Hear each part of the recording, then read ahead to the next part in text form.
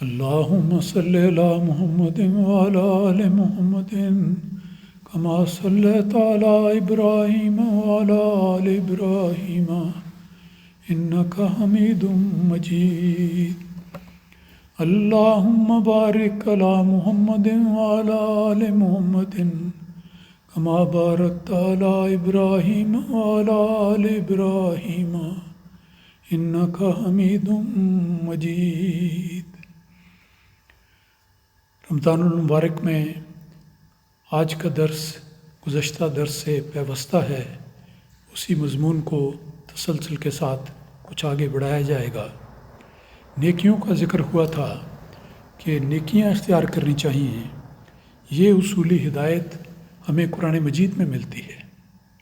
اللہ تعالیٰ نے فرمایا مومنین کو خطاب کرتے ہوئے، ان کی زندگی کا لائحہ عمل بیان کرتے ہوئے کہ فاستبقوا الخیرات، کہ تم نیکی کے میدانوں میں ایک دوسرے سے آگے بڑھنے کی کوشش کرو.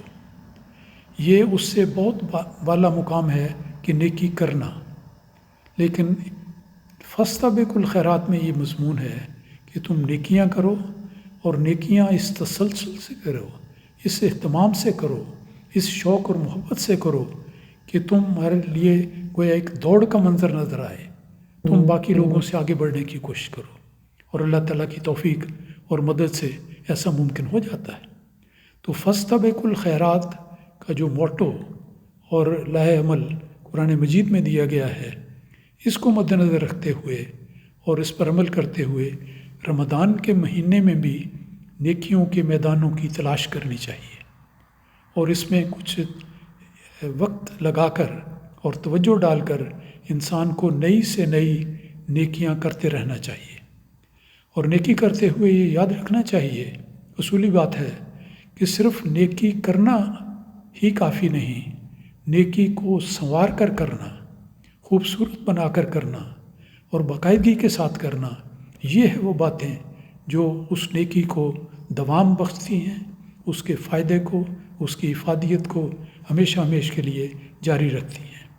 تو نیکیوں کو سنوار کر ادا کرنا، اس کے مواقع بھی رمضان المبارک میں بہت آتے ہیں. اس سلسلے میں چند ایک باتیں آپ کی خدمت میں پیش کروں گا.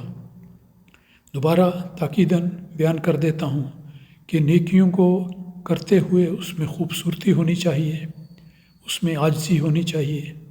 اور نیکی دوسرے پر کوئی نیکی کرے انسان کسی قسم کی، جس کا ذکر آئے گا، تو کبھی احسان کا پہلو سامنے نہیں ہونا چاہیے کہ میں نے گویا کسی پر نیکی کر کے، کسی کے ہاتھ پہ کوئی پیسہ رکھ کر میں نے کوئی احسان کیا ہے. بلکہ ہر نیکی حقیقت میں اگر انسان سمجھے تو اللہ تعالیٰ کا اس پر احسان ہے کہ اسے کسی نیکی کرنے کی وہ توفیق دیتا ہے. تو یہ بھی یاد رکھنا چاہیے کہ نیکی کرتے ہوئے جس قسم کی بھی نیکیوں کا آگے ذکر آئے گا، انسان کو دکھاوے سے بچنا چاہیے اور اخفاء کے طریق کو اختیار کرنا چاہیے. ایک ہاتھ سے دو اور دوسرے کو پتہ نہ لگے، یہ مثال دی جاتی ہے. تو اور ایسے طریق سے کرنا چاہیے ان نیکیوں کو کہ ایک آپ کی نیکی کو دیکھ کر دوسرے دیکھنے والوں کو بھی نیکی کرنے کی تحریک ہو. تو گویا ایک نیکی ایک بیج بن جائے گی، اور آگے سے آگے نئے سے نئے پھل اس سے نکلتے رہیں گے اور نئے طریقے سامنے آتے رہیں گے. اب جہاں تک نیکیوں کا سوال ہے، بے شمار نیکیاں ہیں.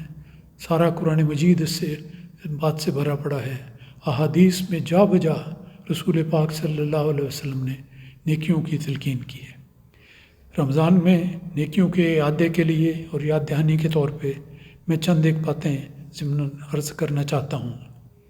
ایک بات یہ ہے کہ پڑوسیوں کا خیال کرنا، یہ ایک بہت بڑی نیکی ہے. انسان اپنے گھر میں رہتے ہوئے بیوی بچوں کا خیال رکھتا ہے اور عزیز رشتہ داروں کا، اقارب کا خیال ہوتا ہے، لیکن پڑوسیوں کا خیال کرنا اور ان کے ساتھ ہمدردی کرنا، یہ بھی ایک بہت بڑی نیکی ہے. اس کے لیے تو دیکھیں اسلام کی تعلیم یہ ہے کہ اسلامی تعلیم کے مطابق کہ تمہارا پڑوسی اگر تمہارے حق میں نیک رائے ظاہر کرے کہ یہ میرا پڑوسی مجھ سے بڑا حسن سلوک کرتا ہے، تو وہ گویا تمہارے نیک نو ہونے کی ایک سند ہے، ایک دلیل ہے، ایک ثبوت ہے.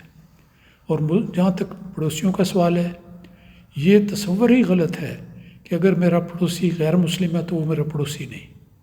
اسلام نے کوئی اس میں تخصیص نہیں کی، بلکہ اسلامی تعلیم یہ ہے کہ اگر مسلم پڑوسی ہے تب بھی، کوئی عزیز واقف کا رشتہ دار ہے تب بھی، اور حتیٰ کہ کوئی غیر مسلم بھی انسان کے پڑوس میں رہتا ہو تو اس کے ساتھ بھی ہمیشہ نیکی کرنی چاہیے، اور نیکی کی جو بھی صورت ممکن ہو انسان کو ہمیشہ اختیار کرنی چاہیے۔ کھانا بھجوا دیا، باہر نکلے تو اس کو سلام کر دیا، اس کا حال پوچھ لیا، کبھی تحفہ بھجوا دیا، تو اس طرح پر، اور کسی قسم کا اظہار ثانی کا پہلو تو کبھی بھی نہیں ہونا چاہیے کہ ہماری وجہ سے ہمارے پڑوسی کو کوئی تکلیف پہنچے۔ تو یہ بھی ایک نیکی ہے، اس کو بھی سنوار کر ادا کرنا چاہیے۔ پھر ایک اور بڑی نیکی جس کو خاص طور پر رمضان میں بھی خیال رکھنا چاہیے اور باقی اوقات میں بھی، کہ بیماروں کی عیادت ہے۔ عیادت کے لیے جانا بہت بڑی نیکی ہے۔ رسول پاک صلی اللہ علیہ وسلم نے فرمایا ایک موقع پہ کہ اللہ تعالیٰ بندوں سے کہے گا، بعض لوگوں سے، کہ میں بیمار تھا تو تم میری عیادت کے لیے نہیں آئے، تو وہ کہیں گے یا خدایا تو کیسے بیمار ہے اور کب بیمار ہوا کہ ہم عیادت کے لیے نہیں گئے؟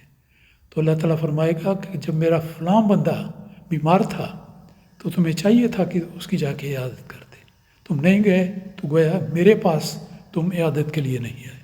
تو بڑی اس کی اہمیت ہے، عیادت کے لیے جانا بہت بڑی نیکی ہے۔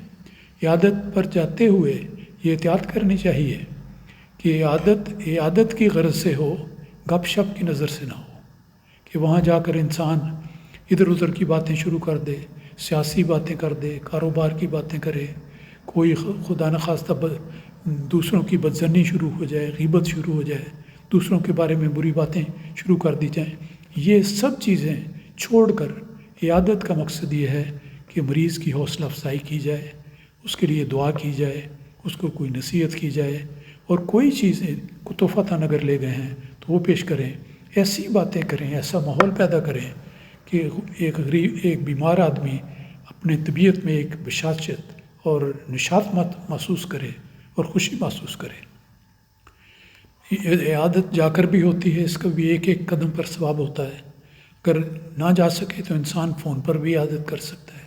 آج کل تو فون کی سہولت اتنی ہے کہ میرا خیال ہے کہ کوئی بھی آدمی ایسا نہیں جس کی جیب موبائل فون سے خالی ہو، تو ہر انسان کے پاس یہ سہولت ہے۔ تو اگر یہ سہولت ہے اور آپ کے علم میں آتا ہے کہ کوئی آپ کے پڑوس میں، آپ کے شہر میں، آپ کے ملک میں، حتیٰ کہ دنیا کے کسی علاقے میں بھی بیٹھا ہوا ہے اور وہ بیمار ہے، تو فون کے ذریعے اس کی عیادت ہو سکتی ہے۔ تو یہ عیادت میں بہت لمبی بات کرنا جو بیمار کے لیے مشکل پیدا کرے، تکلیف پیدا کرے، اس کا خیال رکھنا چاہیے۔ ہر نیکی میں حسن پیدا کرنا چاہیے، ہر نیکی کرتے ہوئے اسے خوبصورت بنا کر پیش کرنا چاہیے۔ عیادت کا ایک طریقہ خط بھی ہے کہ انسان اور کچھ نہیں کر سکتا تو خط ہی لکھ دے۔ خط بھی لکھ دیں گے تو جب خط ملے گا وہ مریض نہ معلوم کتنی بار آپ کے اس خط کو پڑھے گا، اور ہر دفعہ اس کے دل سے آپ کے لیے دعا نکلے گی۔ تو دیکھیں کس طرح بیٹھے ہوئے آپ دنیا بھر میں جو مریض ہیں ان کی بھی دعائیں لینے کے حصے دار بن جائیں گے۔ پھر غرباء کی مدد کرنے کا ایک باب ہے، بہت وسیع باب ہے۔ غریب پڑوس میں بھی ہوتا ہے، محلے میں بھی ہوتا ہے، شہر میں بھی ہوتا ہے، ملک میں بھی ہوتا ہے، اور غیر ممالک میں بھی غرباء بستے ہیں۔ تو جن لوگوں کو اللہ تعالیٰ نے گنجائش دی ہو، کشائش دی ہو، ان کے لیے چاہیے کہ وہ ہر غریب کی مدد کرنے کے لیے جو بھی طریقہ ہو سکتا ہے وہ کریں۔ کسی کو کپڑے بھی دے سکتے ہیں، نقد بھی دے سکتے ہیں، قریب ہو تو کھانا بھی دے سکتے ہیں، کوئی نصیحت دے دیں، چھوٹی بڑی، اور حتیٰ کہ اس کے ساتھ مل کر اس کے لیے خوش طبعی کی بات کرنا، یہ بھی غرباء کی مدد میں آتا ہے۔ لیکن غرباء میں یاد رکھیں کہ سب سے پہلے تو بہرحال رشتہ داروں کا بھی حق آتا ہے۔ اگر کوئی ضرورت مند رشتہ دار ہے تو وہ مقدم کریں، لیکن اس میں یہ تخصیص نہ کریں کہ صرف غرباء وہ جو میرے رشتہ دار، بلکہ غیر رشتہ دار، غیر واقف، دوسرے ملکوں میں رہنے والے غرباء بھی آپ کے فیض سے محروم نہ ہونے چاہیے۔ آج کل دنیا میں طریقے ہیں، انسان دور بیٹھے ہوئے بھی غریب لوگوں کی مدد کر سکتا ہے، رقم بھجوا سکتا ہے، کپڑے بھجوا سکتا ہے، ضرورت کی چیزیں بھجوا دیتا ہے۔ گھر میں بعض اوقات ضرورت سے زائد چیزیں ہوتی ہیں، اس انسان کے فائدے کی بھی نہیں، وہ استعمال بھی نہیں کرتا، تو ان چیزوں کو اگر کسی ذریعے سے ضرورت مندوں تک پہنچا دیا جائے تو یہ بھی ہے۔ تو یہ باتیں تو بڑی ہیں، آگے بھی انشاءاللہ ہوتی رہیں گی، لیکن میں یہ ذکر کرنا چاہتا ہوں کہ رمضان کے مہینے میں نیکیوں کی تلاش کا سفر شروع بھی کریں، جاری بھی رکھیں اور جاری رکھنے کا عزم بھی رکھیں۔ اللہ تعالی ہم سب کو اس بات کی توفیق عطا کرے کہ ہمارا رمضان نیکیوں سے بھرا ہو، ایسی نیکیوں سے جو اللہ تعالیٰ کے حضور قبول ہونے والی ہوں۔ اللہم صلی علی محمد۔